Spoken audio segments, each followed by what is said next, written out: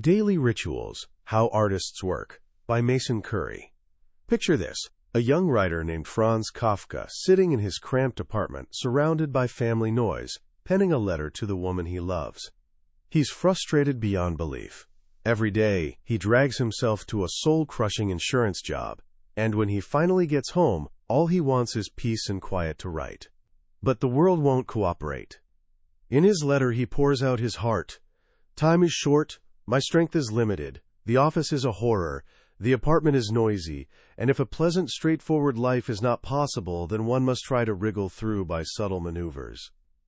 Wriggle through by subtle maneuvers. Doesn't that just perfectly capture the feeling? Maybe you've been there too. You've got something burning inside you, something you need to do, study for that exam, learn guitar, finally start that project. But life keeps throwing obstacles in your path. The noise, the chaos, the million little things demanding your attention. You're constantly fighting just to find a few precious moments of focus. Well, here's the thing. You're in good company. The greatest minds in history felt exactly the same way. And that's the fascinating world we're diving into today. We're exploring Mason Currey's wonderful book, Daily Rituals, How Artists Work. Think of it as getting a backstage pass to the lives of geniuses. The painters, writers, composers, and scientists who shaped our world. We're going to peek behind the curtain at their most private and sometimes downright weird daily habits. What Currey discovered will probably surprise you. Greatness doesn't come from some magical lightning bolt of inspiration. It's forged in the quiet, often boring details of everyday life. It's built brick by brick through routine. Here's what I promise you'll get from our time together. You won't just learn what these brilliant people did every day. You'll understand the hidden architecture behind their success. You'll discover that you don't need a perfect life to do great work. You just need a routine that protects what matters. You'll see that genius isn't something you are. It's something you do, day after day. And by the end, you'll have the keys to start building your own rituals, your own subtle maneuvers, to help you wriggle through the noise and create a life that matters. Let's dive in. So when you picture a great artist at work, what do you see? Maybe a painter, covered in paint, lost in a creative frenzy, or a writer, waiting for inspiration to strike, scribbling furiously into the night. We love this romantic idea that genius is chaotic, spontaneous, wild, and free. But Mason Currey's journey through the lives of over 160 creative minds reveals something surprising and much more useful. For most of them, the secret wasn't chaos at all. It was routine. The poet W.H. Auden said it perfectly. Routine in an intelligent man is a sign of ambition, and boy did he live by that. Auden was obsessed with his schedule. A guest once noticed he checked his watch constantly. Everything from meals to writing to crossword puzzles happened at a precise time. Up just after 6 in the morning, writing from 7 to 11:30, more work after lunch, cocktail hour at exactly 6:30, in bed by 9:30 or 10. He believed this military precision was essential. It tamed his passion, disciplined his time, and let him be creative on his own schedule, not waiting around for some mythical muse. He even had strong opinions about night owls, claiming that only the Hitlers of the world work at night. No honest artist does. Now that's pretty extreme, but it points to the book's central idea, something the psychologist William James championed. James believed we should put as much of our life on autopilot as possible. By forming good habits, he said, we can free our minds to advance to really interesting fields of action. A solid routine creates a well-worn groove for your mental energy. It saves you from the tyranny of your moods. You don't wake up asking, do I feel like working today? You just work, because that's what you do at that time. The irony? William James himself was a chronic procrastinator who could never stick to a schedule. He preached the value of habits because he knew, from painful experience, the misery of living without them. Classic, do as I say, not as I do. And this reveals the beautiful paradox at the heart of this book. There's no single perfect routine. The path to greatness is deeply personal. For every disciplined morning person, there's a tortured night owl who thrives in chaos. Let's look at that divide, the eternal battle between day and night. On one side, the morning larks. Ernest Hemingway was one of them, up every day around 5:30, as soon as first light appeared, even after a night of drinking. There is no one to disturb you, he explained, and it is cool or cold and you come to your work and warm as you write. His golden rule? Always stop when you know what happens next. That way, you never face a blank page in the morning. You just pick up the thread and go. The Japanese novelist Haruki Murakami takes this even further. When he's writing a novel, he wakes up at 4 in the morning and works for 5 to 6 hours straight. Afternoons are for running or swimming. Bedtime is 9 sharp. The repetition itself becomes the important thing, he says. It's a form of mesmerism. I mesmerize myself to reach a deeper state of mind. But what about those who couldn't or wouldn't work in daylight? Here we find some fascinating and tortured souls. The French novelist Honoré de Balzac lived a life of extremes. He called it orgies of work, punctuated by orgies of relaxation. When he was in work mode, his schedule was brutal. Light dinner at 6, then bed. Wake up at 1 in the morning. Write for 7 straight hours, take a 90-minute nap at 8, then right back to it. His fuel? Coffee. Endless black coffee. We're talking up to 50 cups a day. He wasn't living, he said, he was wearing himself out. But he felt he had no choice. Gustave Flaubert, who gave us Madame Bovary, was another night creature. He found daytime too noisy and distracting. So his entire day revolved around one sacred purpose: being ready for his real work, which only began after his mother went to bed around 10 at night. Then he'd write, hunched over his table while the world slept. He described it as an, quote, austere life, stripped of all external pleasure, sustained only by a kind of permanent frenzy. He loved his work, he said, with a love that is frantic and perverted, as an ascetic loves the hair shirt that scratches his belly. It took him nearly 5 years of this nightly struggle to finish Madame Bovary. Then there's Samuel Beckett, the playwright behind Waiting for Godot.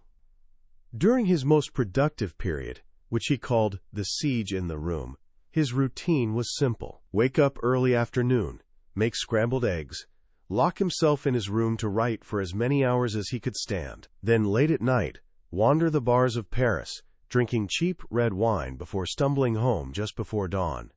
He learned to accept his dark, depressive side and make it work for him. So we've got disciplined daytimers and chaotic night crawlers. But what about the fuel powering these creative engines? We've mentioned Balzac's legendary coffee habit. He wasn't alone.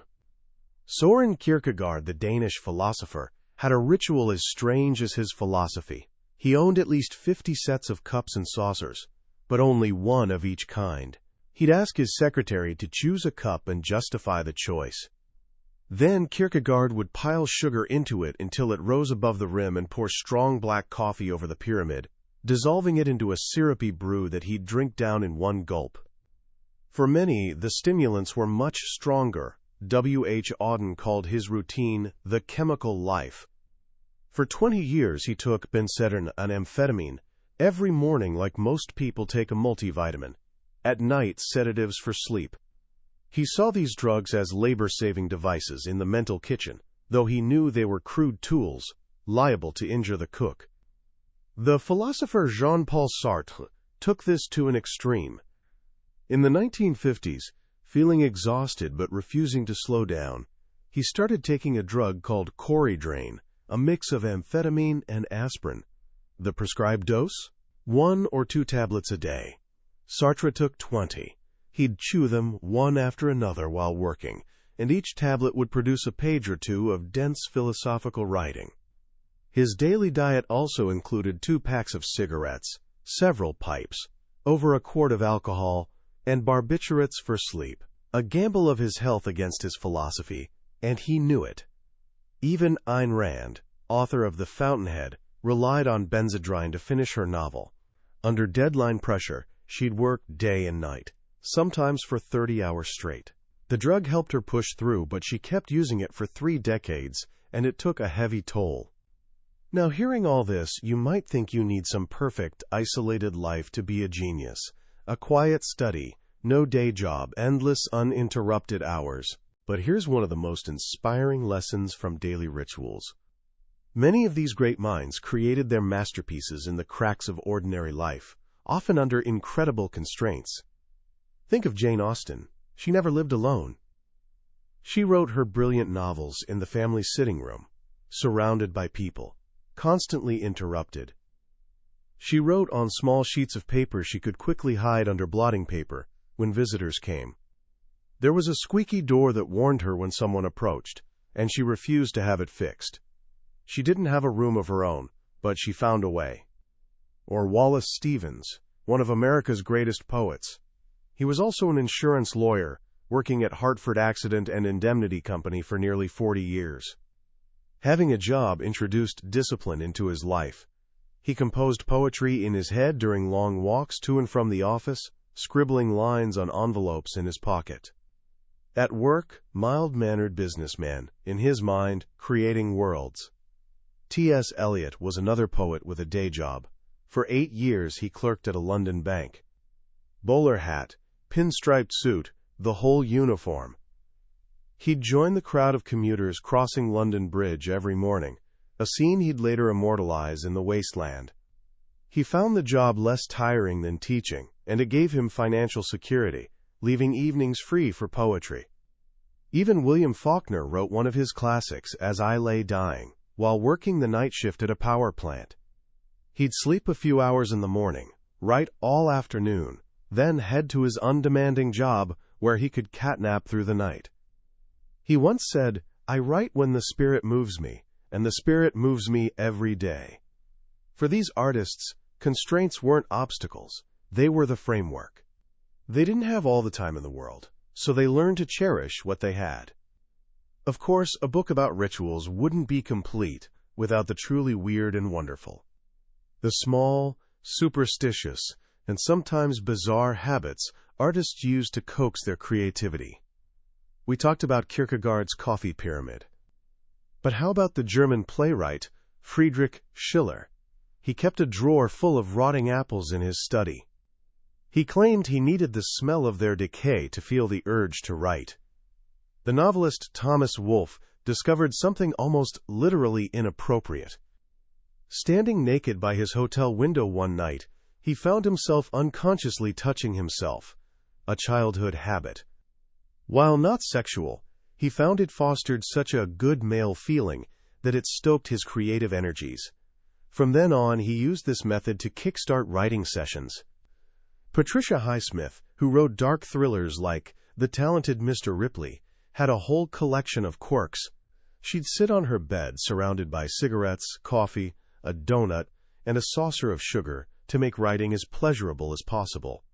She was also fascinated by snails. She bred 300 of them at home. Once showed up at a party with a handbag containing lettuce and 100 snails, her companions for the evening. And when moving to France, she smuggled her favorite snails across the border by hiding them under her breasts. The composer Igor Stravinsky had a simpler trick when feeling blocked. He'd do a headstand. It, quote, rests the head and clears the brain, he said. And B.F. Skinner, the famous behavioral psychologist, treated his own writing like a laboratory experiment. He used a timer for sessions and meticulously plotted his hours and words on a graph, conditioning himself to be productive. These quirks might seem silly, but they served a real purpose. They were triggers, signals to the brain that it's time to shift gears and enter that special focused state where creative work happens. The rotting apples themselves weren't magic. The ritual was. So, after all these stories, the disciplined, the chaotic, the drug-fueled, the eccentric, what's the one lesson tying it all together? If there's one recurring theme, it's the rejection of the myth of inspiration. Very few of these great minds sat around waiting for ideas to strike. They showed up. Every day. The American painter Chuck Close said it best, inspiration is for amateurs. The rest of us just show up and get to work. Stephen King embodies this philosophy. He writes every single day of the year, including his birthday and holidays. Daily quota of 2,000 words, and he doesn't stop until he hits it. Starts around 8:30 in the morning, usually done by early afternoon. The rest of the day is his.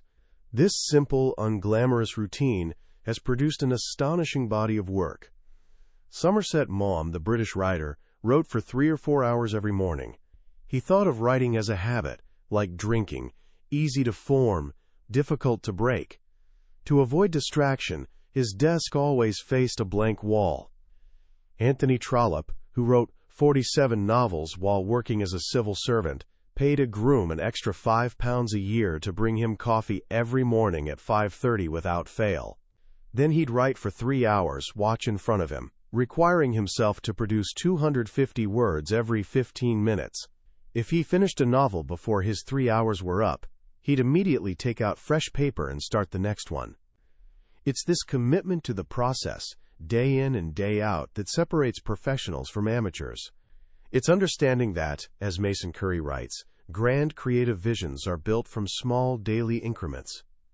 It's about finding your own way to wriggle through, whether that means waking at 4 in the morning or working through the night fueled by coffee, whether it means facing a blank wall or needing the smell of rotting apples, whether it means doing headstands or just sitting down at the same time every day, because that's the rule.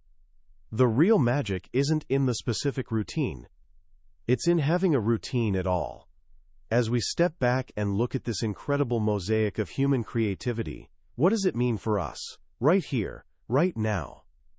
I think the most powerful and liberating message of daily rituals is this: there's no one right way to live a creative and productive life. We live in a world selling us formulas for success. The 5 a.m. Club. The 10 steps to productivity. We're led to believe that if we could just copy some hyper-successful person's routine, we'd achieve the same results. This book gently but firmly shatters that illusion. It shows us that the rigid discipline of Anthony Trollope and the chaotic hedonism of Francis Bacon can both lead to genius. The early morning clarity of Hemingway and the nocturnal frenzy of Balzac can both produce masterpieces. The true lesson isn't to copy someone else's ritual. It's to grant yourself permission to discover your own. It's an invitation to become a curious scientist of your own life, to experiment, to pay attention to your own energy, your own rhythms, your own strange little quirks. When do you feel most clear-headed? First thing in the morning or late at night when the house is quiet? Do you work best in long, uninterrupted blocks or short, intense sprints? Does a clean, orderly space calm you, or does a bit of clutter make you feel at home? Do you need silence, or does the buzz of a coffee shop help you focus? The lives in this book give us a blueprint, not for what to do, but for how to think about our work. The common thread isn't the schedule, it's the intention. It's consciously designing a life that protects your creative time, however you define that. For Jane Austen, it was a creaking door. For T.S. Eliot, a bank job. For Maya Angelou, a tiny, mean hotel room where she went every morning with nothing but a dictionary, a Bible, a deck of cards, and a bottle of sherry. Different forms of the same thing, a fortress built to protect focus from the invading army of daily life. So how can you start building your own fortress? Here are a few simple things to try, inspired by the lives we've explored. First, find and defend your sacred time. It doesn't have to be 3 hours. Could be 30 minutes. But find a time that's yours, and yours alone. Maybe before anyone else wakes up. Maybe during lunch break. Whatever it is, treat it as non-negotiable. This is your time for what matters most. Second, create a start ritual. Just like Skinner's timer or Kierkegaard's coffee, you need a small, repeatable action that tells your brain, it's time to begin. Could be making a specific cup of tea, putting on a certain playlist, or like Twyla Tharp, simply getting in a cab. The ritual itself doesn't matter. Its consistency gives it power. And third, divorce the process from the outcome. So many of these brilliant minds, Flaubert, Joyce, Proust, agonized over their work. But they showed up anyway. They understood that a single day's work might be terrible. They might produce only one sentence or one page they'd throw away. That's fine. The goal isn't to be brilliant every day. The goal is to sit down and do the work every day.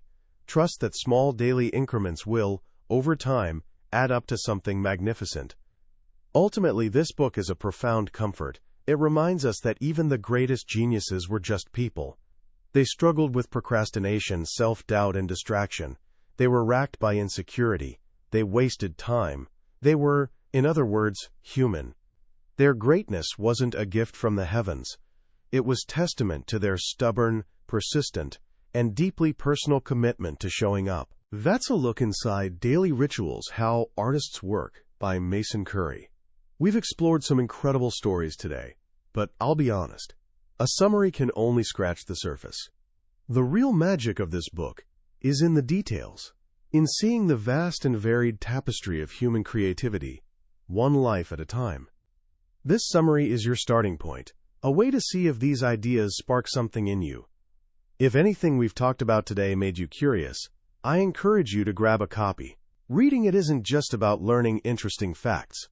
It's an experience that can genuinely change how you think about your own potential and daily life. The link to the book is in the description. Also, if you found this journey valuable, please show some love by hitting that like button and subscribing to the channel. That way, you won't miss our next deep dive into another life-changing book. Let's keep learning and growing together.